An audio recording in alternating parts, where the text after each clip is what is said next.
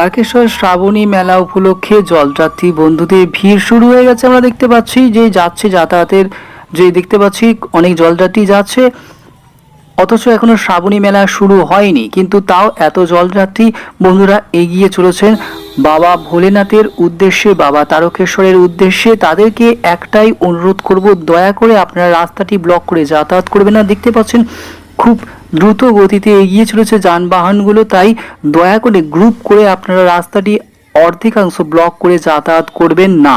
শ্রাবণী মেলা উপলক্ষে বিশেষ ব্যবস্থা গ্রহণ করা হয় প্রতি বছর এবং এবছরও গ্রহণ করা হবে, যেটা শনিবার এবং রবিবার রাস্তাটি বন্ধ রাখার যে আমরা দেখতে পাই প্রতি বছরই হয়ে থাকে।